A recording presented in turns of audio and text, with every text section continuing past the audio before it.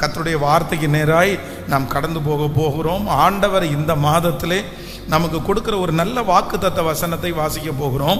யாத்திராகமம் 14ஆம் அதிகாரத்தினுடைய 14வது வசனத்தை எல்லாரும் எடுத்துக்கொள்ளலாம். யாத்திராகமம் 14வது அதிகாரத்தினுடைய 14வது வசனம் எல்லாரும் சேர்ந்து வாசிக்க போகிறோம். கர்த்தர் உங்களுக்காக யுத்தம் பண்ணுவார், நீங்கள் சும்மா இருப்பீர்கள் என்றான்.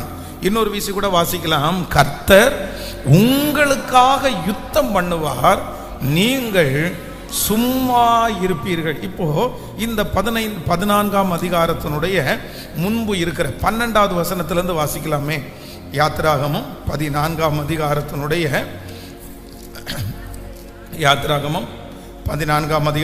12வது வசனம். நீங்கள் எகிப்திலே இருக்கும்போது நாங்கள் எகிப்திற்கு வேலை செய்ய எங்களை சும்மா விட்டுவிடும் என்று சொன்னோம் அல்லவா? நாங்கள் வனாந்தரத்திலே சாகிறதை பார்க்கலும் எகிப்தியர்களுக்கு வேலை செய்கிறது எங்களுக்கு நலமாய் இருக்குமே என்றார்கள். அப்பொழுது மோசே ஜனங்களை நோக்கி, பயப்படாதிருங்கள், நீங்கள் நின்று கொண்டு இன்றைக்கு கர்த்தர் உங்களுக்கு செய்யும் ரட்சிப்பை பாருங்கள். இன்றைக்கு நீங்கள் காண்கிற எகிப்தியரை இனி என்றைக்கும் காண மாட்டீர்கள்.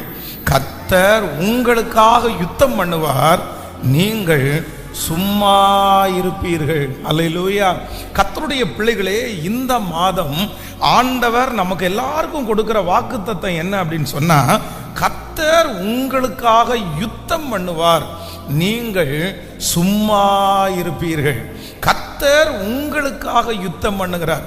அப்படி என்றால் பரலோக தேவன், மகா பெரிய தேவன், நமக்காக அவர் யுத்தம் பண்ணுவேன் என்று ஆண்டவர் வாக்கு கொடுக்கிறார். பொதுவாக ஒரு பெரிய மனிதர்களுக்கு, மதிப்பிற்குரியவர்களுக்கு இன்னொரு மதிப்பிற்குரியவர்கள் உதவி செய்வாங்க. அப்படியா, நாங்கள் உங்களுக்காக பேசுகிறோம், நாங்கள் உங்களுக்காக போய் கேட்குறோம், அது என்னென்னு கேட்குறோம் அப்படின்னு ஒருத்தங்க சொல்கிறாங்க அப்படின்னு சொன்னால் அவர்கள் அவங்கள பார்த்து தான் செய்வாங்க.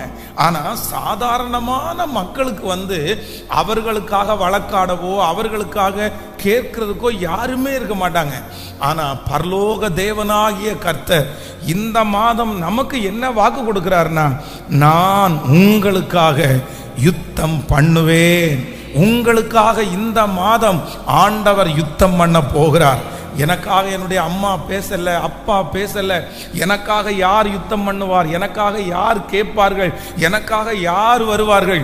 ஆனால் பரலோக தேவனாகிய கர்த்தர் இந்த மாதம் நமக்கு வாக்கு கொடுக்கிறார், நான் உனக்காக யுத்தம் பண்ணுவேன். அவர் எனக்காக யுத்தம் பண்ணுவார். அவர் என்னுடைய வழக்காடிகளோடே வழக்காடுகிற ஒரு நல்ல தேவனாய் இருக்கிறார். ஆமென். தாவீதிற்காக ஆண்டவர் யுத்தம் பண்ணினார். வேதத்தில் ஆண்டவருடைய பிள்ளைகளுக்காக அநேக இடங்களில் யாருமே அவர்களுக்காக யுத்தம் பண்ணாட்டாலும் கர்த்தர் அவர்களுக்காக யுத்தம் பண்ணினார். யோசேப்பிற்காக ஆண்டவர் யுத்தம் பண்ணினார். அந்த தேவன் தான் இந்த மாதம் வாக்கு கொடுக்கிறார், நான் உங்களுக்காக யுத்தம் பண்ணுவேன். மனிதர்களோடு நமக்காக கர்த்தர் யுத்தம் பண்ணுவார், ராஜாக்களோடு நமக்காக கர்த்தர் யுத்தம் பண்ணுவார், பிசாசோட கர்த்தர் நமக்காக யுத்தம் பண்ணுவார்.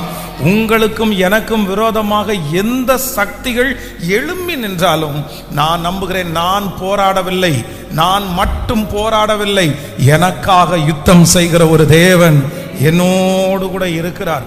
அதான் பேதுருவை பார்த்து ஆண்டவர் சொல்லும் போது சொல்றாரு, என்ன சொல்றாருன்னா, பேதுருவே பேதுருவே, என்ன அப்படின்னா, சாத்தான் என்கிட்ட ஒரு பர்மிஷன் வாங்கி இருக்கிறான். உன்னை எதுக்கு பெர்மிஷன் வாங்கிட்டான் அப்படின்னா, உன்னை சோதிக்கணும், உன்னை எப்படியாவது நிர்மூலமாக்கணும்னு சொல்லி எங்கிட்ட அவன் பர்மிஷன் வாங்கிட்டான். அவன் உன்னை சோதிக்க போகிறான். ஆனா நான் என்ன பண்றேன் அப்படின்னு சொன்னா, நானோ உன்னுடைய விசுவாசம் ஒளிந்து போகாதபடி உனக்காக வேண்டுதல் செய்கிறேன். அப்போ ஆண்டவருடைய பிள்ளைகளே, கர்த்தர் சத்ரு கையில ஒருவேளை யுத்தம் பண்றதுக்கு பர்மிஷன் கொடுத்தா கூட நமக்காக யுத்தம் பண்ணுகிற ஒரு தேவனை நாம் ஆராதிக்கிறோம். யோபுவை வந்து ஆண்டவர் சத்துருடைய கையில், சத்துரு கேட்குறான், அவனை சுற்றி இருக்கிற வேலையை மட்டும் எடுங்க, நீங்கள் பாதுகாக்கலைன்னா எப்படி அவன் இருப்பான், நான் வேணா யுத்தம் பண்ணட்டுமான்னு கேட்ட உடனே ஆண்டவர் வந்து பர்மிஷன் கொடுத்துட்டாரு. ஆனாலும் யோபுக்குள்ளே இருக்கிற அந்த விசுவாசம் ஒளிந்து போகாதபடி ஆண்டவர் அவனை விசுவாசத்தினால நிரப்பினார். அப்போ கர்த்தருடைய பிள்ளைகளே, சில நேரங்களிலே இந்த உலகத்திலே இருக்கிற சில மனிதர்கள் வந்து நம்மளோடு யுத்தம் பண்ணுகிறதற்கு ஆண்டவர் ஒருவேளை அவங்களுக்கு வாய்ப்புகளை கொடுக்கலாம், ஆண்டவர் அந்த காரியத்தை வேணா அனுமதிக்கலாம். ஆனா ஒன்னும் நீ விட்டுற மாட்டாரு. நமக்காக அனுமதி கொடுத்தது மட்டுமல்லாமல் நம் பட்சத்திலே நமக்காக யுத்தம் பண்ணுவதற்கு கர்த்தர் இருக்கிறார். இந்த மாதம் எந்த இடத்துல யுத்தம் நடந்தாலும் நீங்களும் நானும் தான் ஜெயிக்க போகிறோம்.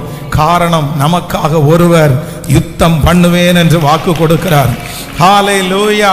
இந்த மாதம் அநேக வருடங்களாய் இருக்கிற யுத்தத்திற்கு ஒரு முடிவு வரும் என்று கர்த்தர் வாக்கு கொடுக்கிறார்.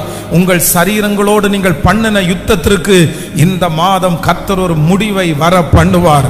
உங்கள் சத்துருக்களோடு நீங்கள் செய்த யுத்தத்திற்கு இந்த மாதம் ஒரு முடிவை கர்த்தர் வர பண்ணுவார்.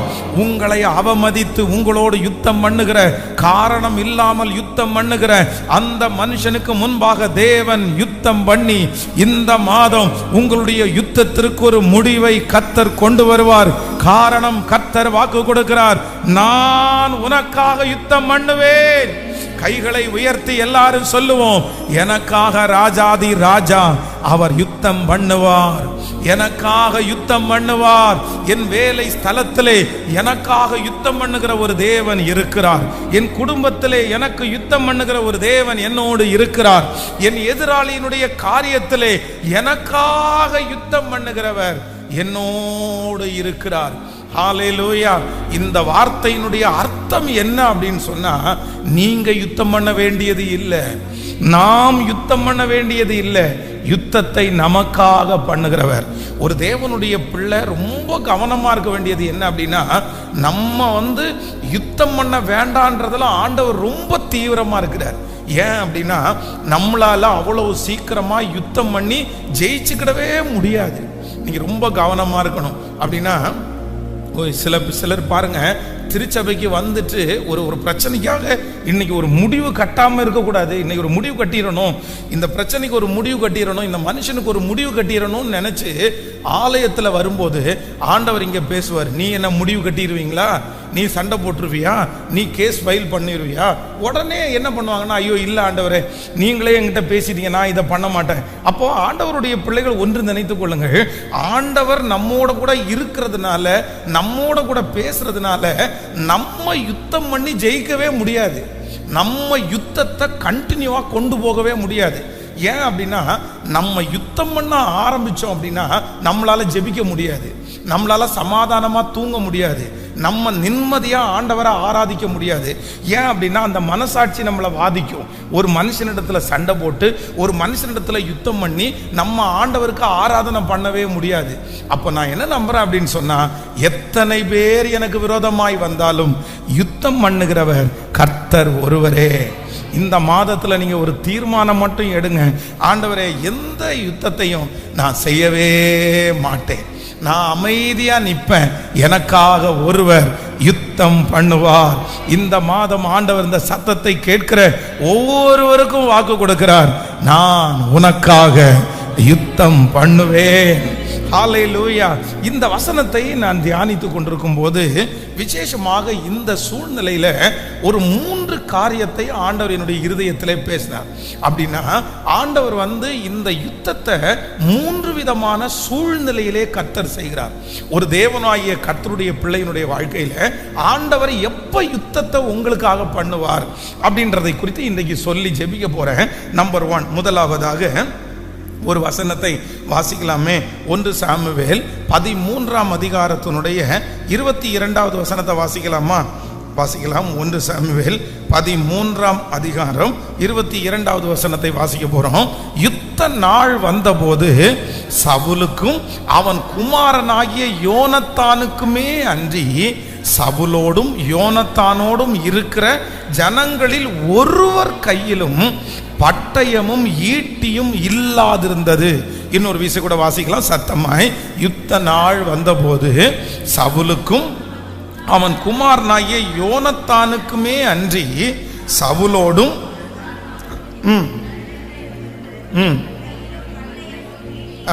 பட்டயமோ ஈட்டியும் இல்லாதிருந்தது. நல்லா கவனிங்க ஆண்டவருடைய பிள்ளைகளே, இந்த இடத்துல யுத்த நாள் வந்தபோது அப்படின்னா அந்த சண்டை போடுற அந்த யுத்தத்துக்கு ராஜாக்கள் புறப்படுகிற அந்த சூழ்நிலை வருது. ஆனால் பொதுவாக என்ன அப்படின்னு சொன்னால், இந்த சும்மா இருக்கிற மாதங்களிலே, யுத்தத்துக்கு போகாத மாதங்களிலே அங்கே இருக்கிற நிறைய பேருக்கு என்ன வேலைன்னா கொல்லர்களை நியமித்து நிறைய பேர் அந்த கத்தியெல்லாம் ரெடி பண்ணுவாங்க. ஆனால் இப்போ யுத்த நாள் வந்துருச்சு, யாருடைய கையிலையும் என்ன இல்லை அப்படின்னா ஆயுதம் இல்லை. சவுலும் அவனுடைய மகனாகிய யோனத்தானுடைய கையிலே தவிர வேற ஒருத்தருடைய கையிலையும் ஆயுதம் இல்லை. யுத்தத்திற்கு ரொம்ப முக்கியமானது என்ன அப்படின்னா இந்த வெப்பன்ஸ், ஆயுதம் தான் முக்கியம். ஆயுதத்தை வச்சு தான் பாருங்களேன், நம்முடைய தேசங்களில் கூட சண்டைகள் நடக்கும்போது ஒரு நாட்டினுடைய தரம், ஒரு நாட்டினுடைய பலம் எதுல இருக்கு அப்படின்னா அவர்களுடைய அணு ஆயுதத்துல தான் இருக்குது. அவங்களுடைய ஆயுத கிடங்குகள் எல்லாம் ஓபன் பண்ணி காமிப்பாங்க. எங்களுக்கு எவ்வளவு வெப்பன்ஸ் இருக்கு தெரியுமா, எங்களுக்கு எவ்வளவு அணு ஆயுதங்கள் இருக்கு தெரியுமா. அந்த அணு ஆயுதத்தை வச்சு தான் ஒரு நாட்டினுடைய யுத்தத்துல இவங்க ஜெயிப்பாங்களா தோத்துருவாங்களான்றத நிர்ணயம் பண்ணுவாங்க. ஆனா வேதம் இங்க சொல்லுது, என்ன சொல்லுது அப்படின்னு சொன்னா, இவங்க யுத்தத்திற்கு டைம் வந்துருச்சு, யுத்தத்திற்கு ஆட்கள் வந்து நின்னாங்க. ஆனா இவங்க கையில என்ன இல்லை அப்படின்னு சொன்னா ஆயுதம் எதுவும் இல்லை.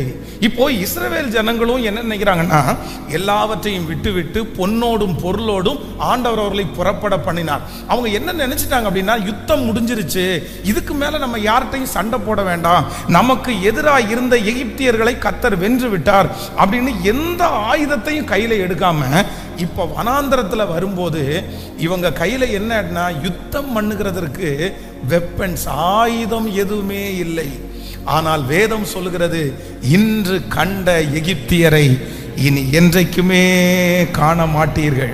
இன்றைக்கு இந்த சத்தத்தை கேட்கிற அன்பு ஆண்டவருடைய பிள்ளையே, ஆண்டவர் முதலாவதாக வாக்கு கொடுக்கிறார். இந்த யுத்தத்தை கர்த்தர் ஒருவருக்கு பண்ண போகிறார். இந்த யுத்தம் கர்த்தர் ஒருத்தருக்கு செய்ய போகிறார். இந்த யுத்தத்தை ஆண்டவர் யாருக்கு செய்ய போறார்னா, யாருடைய கையில இந்த யுத்தத்தை செய்வதற்கு எந்த ஆயுதமும் இல்லையோ கர்த்தர் வாக்கு கொடுக்கிறார், நான் உனக்காக யுத்தம் பண்ணுவேன். உங்களுடைய பிரச்சனை பெரிதாய் இருக்கலாம், உங்களுக்கு விரோதமாய் நடக்க போகிற யுத்தம் பெரிய யுத்தமாய் இருக்கலாம். ஆனா இந்த யுத்தத்தை மேற்கொள்வதற்கு எனக்கு பலன் இல்லை, இந்த யுத்தத்தை மேற்கொள்வதற்கு எனக்கு பணம் இல்லை, இந்த யுத்தத்தை மேற்கொள்வதற்கு எனக்கு ஞானம் இல்லை, இந்த யுத்தத்தை மேற்கொள்வதற்கு எனக்கு தைரியம் இல்லை. ஆனால் அப்படிப்பட்டவர்களை பார்த்துதான் கர்த்தர் வாக்கு கொடுக்கிறார், நான் உனக்காக யுத்தம் பண்ணுவேன், நான் உனக்காக யுத்தம் பண்ணுவேன். அவர்கள் அவங்க பேசி நம்முடைய வாயை அடைச்சிடலாம், நம்முடைய வாயை அடைச்சிடலாம். இன்னைக்கு இந்த சத்தம் யாருக்காக தொனிக்கப்படுதுன்னு எனக்கு தெரியல. ஆனா ஆண்டவர் வாக்கு கொடுக்கிறார், நம்பர் 1, நான் யுத்தம் பண்ணுவேன். யாருக்கு யுத்தம் பண்ணுவேன் என்றால், யுத்தம் செய்வதற்கு ஆயுதம் இல்லாதவர்களுக்கு நான் யுத்தம் செய்வேன். எத்தனை பேர் ஆமோதிக்கிறீர்கள்? கரங்களை அசைத்து ஒரு ஹல்லேலூயா சொல்லலாம். ஹல்லேலூயா.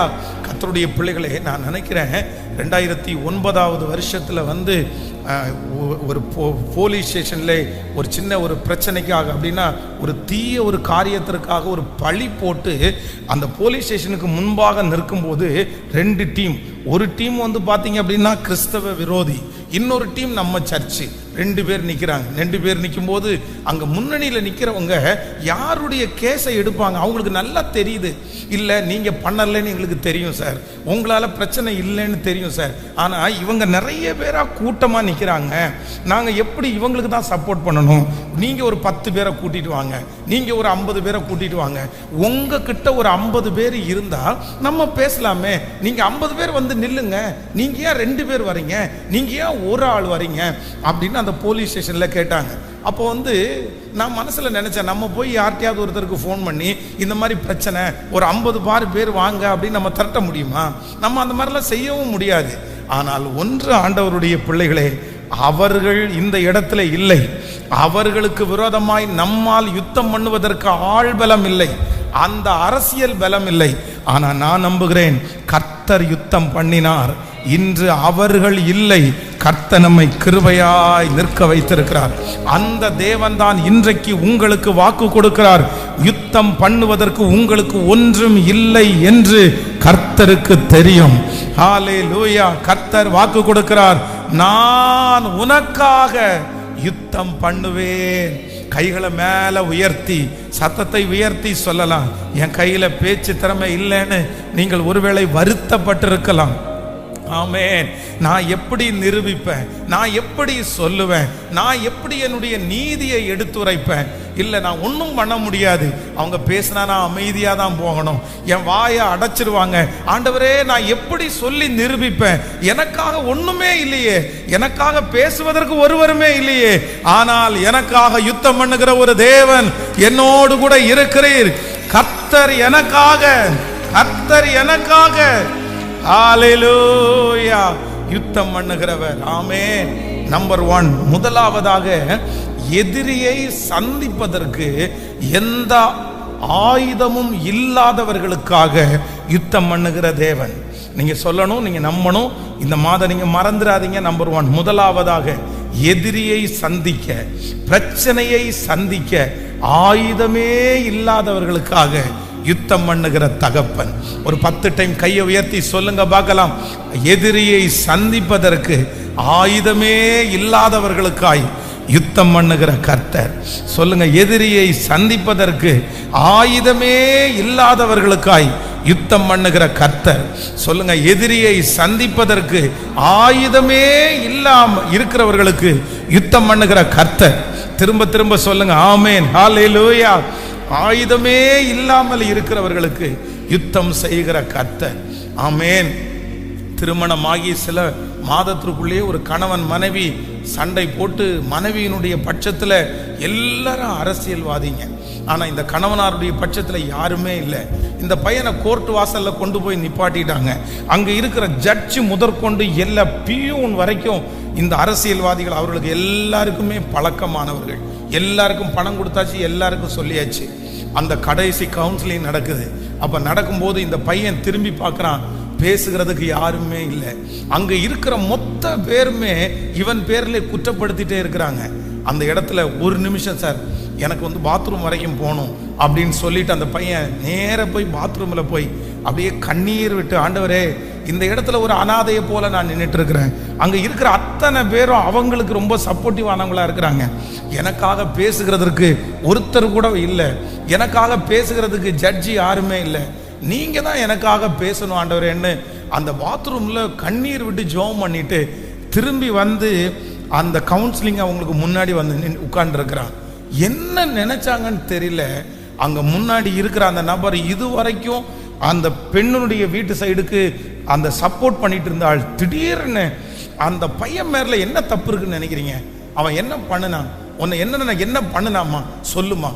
அந்த பையனுக்கு விரோதமா அவங்க கேட்கப்பட்டிருக்கிற வரதட்சணை கொடுமைன்னு சொல்லி 5 கோடி ரூபாய் கேட்டிருக்கிறாங்க. 5 crores, 5 கோடி ரூபாய் கொடுத்துட்டு நீ டைவர்ஸ் பண்ணிட்டு போயிரு. ஆனா இவன் ரொம்ப கஷ்டப்பட்ட பையன், கடன் வாங்கி டாக்டரேட் படிச்சு டாக்டர் முடிச்சிருக்கிறான். அவன் ஒரு பைசா கொடுக்க முடியாத சூழ்நிலை. திடீர்னு கேட்டாங்க, என்னென்ன பண்ணாங்க சொல்லு, லிஸ்ட் சொல்லு. அந்த கேஸ் கட்டை எடுத்து பார்த்து, இந்த இடத்துல அடிச்சுட்டாங்கன்னு போட்டிருக்காங்க. என்னைக்கு அடிச்சாங்க, என்ன நடந்திருக்குது? திடீர்னு அந்த ஜட்ஜு பார்த்தீங்க அப்படின்னா இந்த பையனோட பேசி இந்த பையனுடைய நீதியை எடுத்து சொல்லி கடைசியில் எழுதி கொடுத்தாங்க, உனக்கு இந்த மாதிரி ஒரு பையன் திரும்பி கிடைக்காது, அந்த அம்மா அப்பாவை கூட்டி இந்த மாதிரி ஒரு மருமகன் உங்களுக்கு கிடைக்காது. தேவையில்லாமல் இந்த மாதிரி ஈகோ பார்த்து இந்த பையனை வெறுத்துறாதீங்க. ஒன்று சொல்லுங்க, டைவர்ஸ் வேணும்னா ஒரு பைசா கொடுக்க முடியாது, நீங்களே மியூச்சுவலாக நீங்கள் பண்ணி முடிச்சிருங்க. இவன் பேரில் ஒரு தவறும் இல்லை, இல்லையா 2 பேரும் ஒன்றா வாழுங்கன்னு அந்த ஜட்ஜி ஸ்ட்ரிக்டாக சொல்லி அப்படியே அனுப்பி விட்டாங்க. அந்த பையன் வெளியில் சொன்ன ஒரு வார்த்தை, எந்த ஆயுதமும் என் கையிலே இல்லாவிட்டாலும், எந்த ஆயுதமும் எந்த எவிடன்ஸும் என் கையில் இல்லாவிட்டாலும், எந்த ஒரு காரியம் என் கையில் இல்லாட்டாலும் எனக்காக ஆண்டவர் யுத்தம் பண்ணுகிறார். இந்த இடத்துல ஆண்டவர் தேடுறாரு. இந்த சத்தத்தை கேட்கிற நிறைய பேரை தேடுறாரு. யாரை தேடுறாருன்னா, நான் உனக்காக யுத்தம் பண்ணுவேன். அதுவும் ஆயுதம் இருக்கிறவர்களை அல்ல, ஆயுதம் இல்லாத அநேகம் பேரை கர்த்தர் தேடிக்கொண்டே இருக்கிறார். ஆமேன். எல்லாரும் கரங்களை தட்டி முழு பலத்தோட நான் நம்புறேன், நான் நம்புறேன், நான் நம்புறேன், நான் நம்புறேன். என் தேவன் ஆயுதமே இல்லாதவர்களுக்கு யுத்தம் பண்ணுகிற தேவன். ஆமேன். சோ நம்பர் 2, இரண்டாவதாக இன்னொரு வசனத்தை நம்ம எல்லாரும் வாசிக்கலாம். 2 சாமுவேல் ஸ்தோத்திரம் 3ஆம் அதிகாரத்தினுடைய 39வது வசனத்தை வாசிக்கலாமா? 2 சாமுவேல் 3ஆம் அதிகாரம் 39வது வசனத்தை வாசிக்கலாம். நான் ராஜாவாக அபிஷேகம் பண்ணப்பட்டிருந்த போதிலும் நான் இன்னும் பலவீனன், நான் இன்னும் பலவீனன். செரியாவின் குமாரனாகிய இந்த மனுஷர் என் பலத்திற்கு மிஞ்சினவர்களாய் இருக்கிறார்கள். அந்த பொல்லாப்பை செய்தவனுக்கு கர்த்தர் அவன் பொல்லாப்புக்கு தக்கதாய் சரி கட்டுவாராக என்றான். இன்னொரு விஷயம் கூட எல்லாரும் சேர்ந்து வாசிக்கலாம். ஆமென். நான் ராஜாவாக அபிஷேகம் பண்ணப்பட்டவனாய் இருந்த போதிலும் நான் இன்னும் பலவீனன். செரியாவின் குமாரனாகிய இந்த மனுஷர் என் பலத்திற்கு மிஞ்சினவர்களாய் இருக்கிறார்கள். அந்த பொல்லாப்பை செய்தவனுக்கு கர்த்தர் அவன் பொல்லாப்புக்கு தக்கதாய் சரி கட்டுவாராக. நல்லா கவனிங்க, என்னை கவனிங்க ஆண்டவருடைய பிள்ளைகளே. கர்த்தர் உங்களுக்காக யுத்தம் பண்ணுவார். இந்த ஜனங்களை பார்த்தா ஆண்டவர் நான் உனக்காக யுத்தம் பண்ணுவேன்னு சொன்னதற்கு முதல் காரணம் என்ன அப்படின்னா, அவங்க கையில எதுவுமே இல்லை. அவங்க கையில எதுவுமே இல்லை. ஆண்டவர் சொல்ற, நீ பயப்படாத, உன் கையில எதுவுமே இல்லாததுனால நான் உனக்காக என்ன பண்ணுவேன்? யுத்தம் பண்ணுவேன். நம்பர் 2, இரண்டாவதாக இந்த இடத்துல இஸ்ரவேல் ஜனங்கள் இந்த எகிப்திலிருந்து இப்பொழுது துரத்தப்பட்டு ஒரு பக்கத்துல செங்கடல், இன்னொரு பக்கத்துல பார்வோனுடைய சேனை அப்படியே தொடர்ந்து வந்து கொண்டிருக்கிறார்கள். ஆனா இவர்களால அந்த யுத்தத்தை செய்ய முடியல. இப்ப இந்த இடத்துல என்ன நடக்குது அப்படின்னு சொன்னா, வேதத்துல நான் ராஜாவாக அபிஷேகம் பண்ணப்பட்டிருந்த போதிலும் நான் இன்னும் பலவீனன். செரியாவின் குமாரனாகிய இந்த மனுஷர் என் பலத்திற்கு மிஞ்சி இருக்கிறார்கள். அப்படின்னா நான் யுத்தம் பண்றதுக்கு எனக்கு விரோதமா வந்திருக்கிறாங்க. ஆனா என்னோட யுத்தம் பண்ண வந்திருக்கிற நபர்கள், என்னோட யுத்தத்திற்கு வந்திருக்கிற இந்த பிரச்சனை என் பலத்திற்கு மிஞ்சின மனிதர்கள். என்னால கண்ட்ரோல் பண்ண முடியாது, என்னால் அவர்களுக்கு விரோதமாக யுத்தம் பண்ண முடியாது. அப்பொழுதுதான் ஆண்டவர் வாக்கு கொடுக்கிறார், நான் உனக்காக யுத்தம் பண்ணுவேன். இந்த மாதம் ஆண்டவர் வாக்கு கொடுக்கிறார். நம்பர் 1, முதலாவதாக நான் உனக்காக யுத்தம் பண்ணுவேன். உன் கையிலே யுத்தம் செய்வதற்கு ஒன்றும் இல்லை என்று எனக்கு தெரியும். நான் உனக்காக யுத்தம் பண்ணுவேன். இரண்டாவதாக கர்த்தர் வாக்கு கொடுக்கிறார், இந்த யுத்தத்தை உனக்கு விரோதமாய் பண்ணுகிறவர்கள் பெரிய ஆட்கள், பெரிய நபர்கள். இந்த யுத்தத்திற்கு முன்பாக உங்களுக்கு நிற்கிறதற்கு கொஞ்சம் கூட பலன் இல்லை. அப்படின்னா பிரச்சனை ரொம்ப பெருசா இருக்கு, தேவை ரொம்ப பெருசா இருக்கு, சூழ்நிலை ரொம்ப பெருசா இருக்குது. ஆனா அதோட ஒப்பிட்டு பார்க்கும்போது நான் எப்படி இருக்கேன் அப்படின்னு சொன்னா, குறைஞ்சவனா இருக்கிறேன், நான் சின்னவனா இருக்கிறேன், நான் எதிர்க்கிறதுக்கு திராணி இல்லாதவனா இருக்கிறேன், நான் ஒரு தெள்ளுப்பூச்சியை போல இருக்கிறேன். ஆண்டவர் வாக்கு கொடுக்கிறார், பயப்படாதிருங்கள், நான் உனக்காக யுத்தம் பண்ணுவேன். இந்த சத்தத்தை யாரோ ஒருத்தர் கேட்டுக்கொண்டிருக்கிறவங்க, பாஸ்டர் இந்த வார்த்தை எனக்காக தான், எனக்கு விரோதமா யுத்தம் பண்ணி இருக்கிற அந்த நபர்களை நான் பார்க்கும்போது எனக்கு ரொம்ப கஷ்டமா இருக்கு, பயமா இருக்குது. ஏன்னா அவங்க ரொம்ப பெரிய ஆட்கள், நான் அப்படி இல்லை, எனக்கு அப்படிப்பட்ட சூழ்நிலை இல்லை. ஆனா ஆண்டவர் வாக்கு கொடுக்கிறார், இல்லை, பலன் உள்ளவனுக்காகிலும் பலன் அற்றவனுக்காகிலும் உதவிகள் செய்வது அவருக்கு லேசான காரியம். நான் உனக்காக யுத்தம் பண்ணுவேன், பலன் இல்லாதவர்களுக்காக யுத்தம் பண்ணுவேன் என்று கர்த்தர் வாக்கு கொடுக்கிறார். ஆமென். எனக்கு எதிராக இருக்கிற சூழ்நிலை என்னை விட பெரிதாய் இருக்கும் போது எனக்காக யுத்தம் பண்ணுகிற ஒரு தேவன் என்னோடு கூட இருக்கிறார்.